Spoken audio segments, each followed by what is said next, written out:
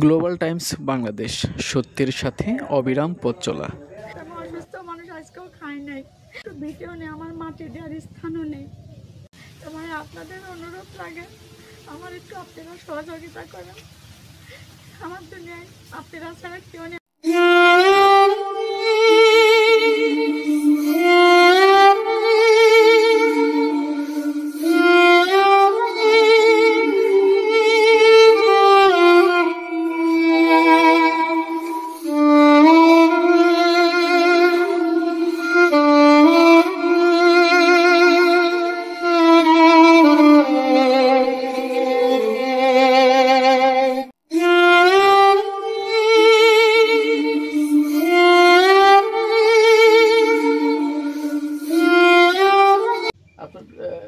Operation হয়েছে কয়দিন আগে? অপারেশন করেছি এই 20 তারিখ, খালি 3 মাস হবে। আচ্ছা, তো এই অপারেশনের যে ব্যয়বহুল যে খরচটা ছিল সেটা কিভাবে চালানো হয়েছে? সেই খরচটা করতে গিয়ে এটা আমার গ্রামের থেকে সবাই গরিব, সবাই আমার সহযোগিতা, 2 টাকা 1 টাকা 5 টাকা যায় তো সমর্থন যাই করেছে, সবাই আমার ট্রিটমেন্ট করছে। আমার প্রচুর কালদের রক্ত ওঠে। হ্যাঁ, সেটা আমি দেখতে পেরেছি এর মধ্যে।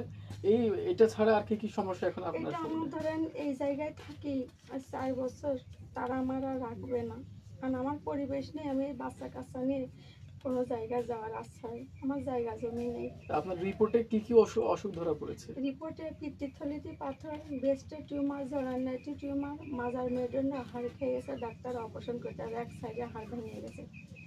আর খাদ্যের নালীতে টিউমার, এটা ঢাকায় ধরা পড়েছে। মেশিনের সাহায্যে অবসর লিভার 3 জায়গা ছিদ্র, 2বার স্টক করেছি।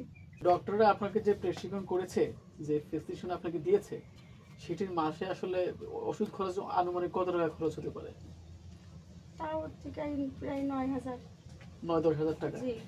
এখন এই 9-10 হাজার টাকার জন্য আপনি চিকিৎসা পরবর্তী সময়ে ওষুধ খাইতে পারতেছেন না। ওষুধ খেতে পারছে না, ডাক্তারের কাছে যেতে গেলে এখন ধরেন 20,000 টাকা লাগবে, আমার আবার পরীক্ষা দেবে।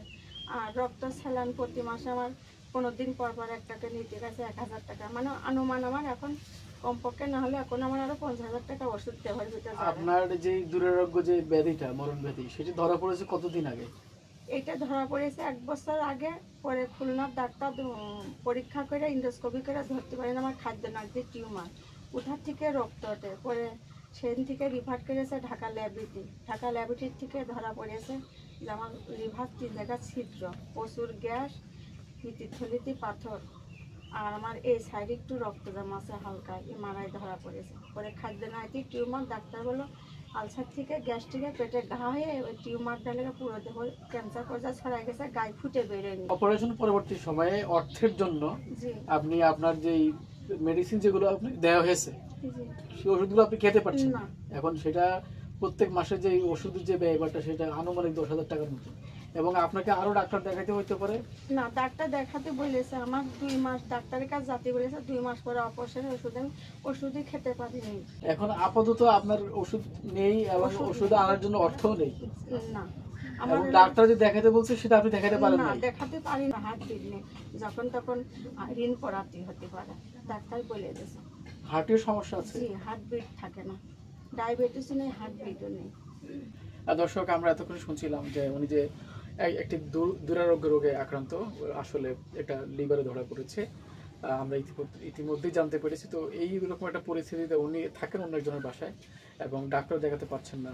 ঠিক অপারেশন পরবর্তী সময়ে এসে উনি চিকিৎসা ব্যয়ভারের জন্য যেই ওষুধটা ওনাকে দেওয়া হয়েছে, সেটা আসলে সেটার ওষুধ কেনার মতো সেই সামর্থ্যটুকু ওনার নেই।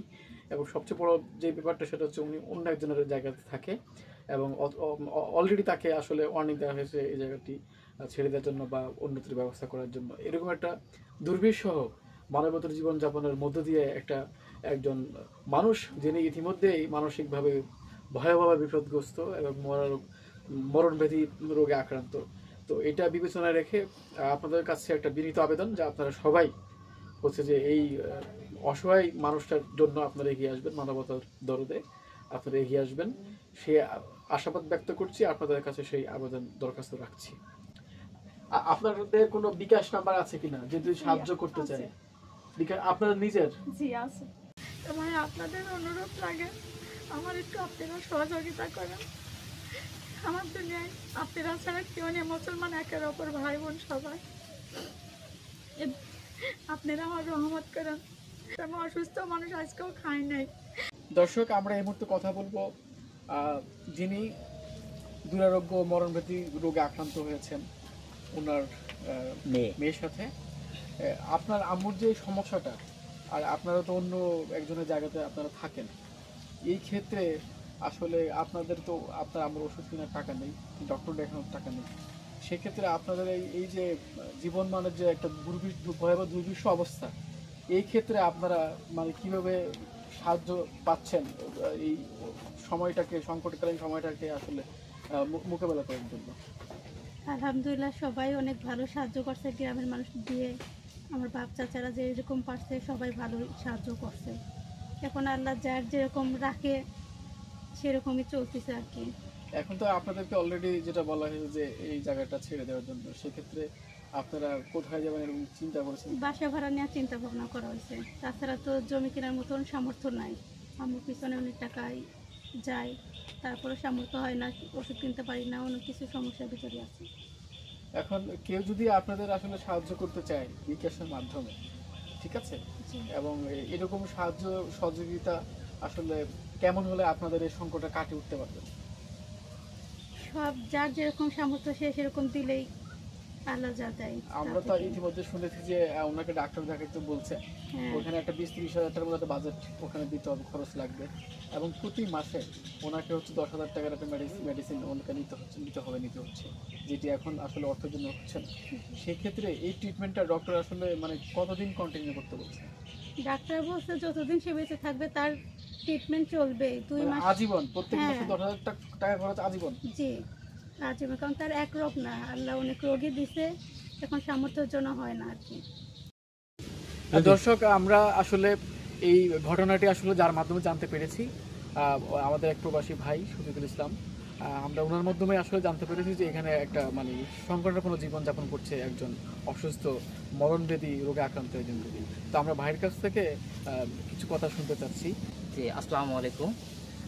যে আসলে আসলে বিপদ যখন মানুষের আসে তারপরে আবার সে চিকিৎসার টাকা গোছাতে পারছে না, তারপরে আবার তার বাসা এখান থেকে মানে নিয়ে চলে যাওয়ার কথা বলেছে, কারণ জায়গাটা অন্য আরেকজনের।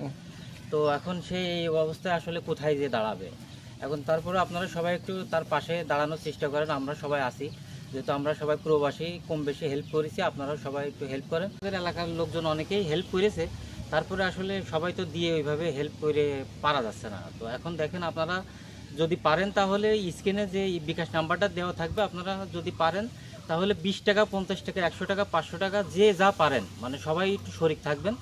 আশা করি সবাই একটু আপনাদের পাশে থাকবেন আর কি। যাক, আসসালামু আলাইকুম। হ্যাঁ, আসলে সে যেভাবে জীবনযাপন পার করছে আসলে খুবই একটা কষ্টের ভিতরে আসে। এখন সবার কাছে একটা আকুল আবেদন যে সবাই যেন আসলে আপনারা সাহায্য করেন এবং সাহায্য করে যেন আপনারা পাশে থাকেন। এবং সে আসলে খুবই একটা অসুস্থতার মধ্যে জীবনযাপন পার করছে। আর বর্তমান সে ওষুধপাতি কিনে খাবে এমন তার কোনো সামর্থ্য নেই এবং টাকা পয়সাও নেই। এবং সে যে জায়গায় থাকে, আপনার মানে যাদের জায়গায় থাকে তারাও বলেছে যে আর কি জায়গাটা ছেড়ে দিয়ে চলে যাইতে। এখন তাদের এমন কোনো সামর্থ্য নেই যে তারা অন্য জায়গায় যে জমিজাতি কিনে বসবাস করবে।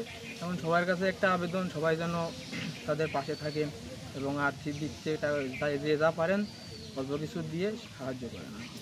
দর্শক, আপনাদের কাছে এই বিনোদন রাখি, আমরা এইটুকু জেনেছি যে উনি যে রোগে মরণব্যাধি রোগে আক্রান্ত হয়েছেন, ডক্টর ট্রিটমেন্টের কথা বলেছে, এটি আসলে উনি যতদিন বেঁচে থাকবেন ততদিনে ট্রিটমেন্ট ওনাকে করতে হবে।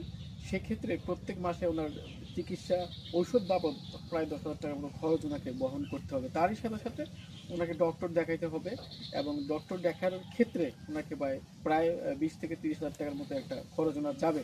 তো আপনাদের কাছে আমরা বিনীত নিবেদন জানাচ্ছি, আর্জি জানাচ্ছি, এইরকম এক সংকটাপন্ন মুহূর্তের মধ্যে দিয়ে ওনারা জীবনযাপন করছেন, অন্য জায়গায় থাকছেন, ইতিমধ্যে এই জায়গাটা ছেড়ে দিতে বলা হয়েছে। সেক্ষেত্রে আপনারা আপনাদের সাধ্য অনুযায়ী যেখান থেকে পারেন, আপনারা যারা দেখছেন বা পরবর্তীতে দেখবেন আমাদের এই প্রতিবেদনটা, আপনারা নিজ জায়গা থেকে মানবতার কল্যাণে পাশে দাঁড়াতে আপনারা এগিয়ে আসবেন, এই প্রত্যাশা ব্যক্ত করছি। Shahid Alam, GTV news.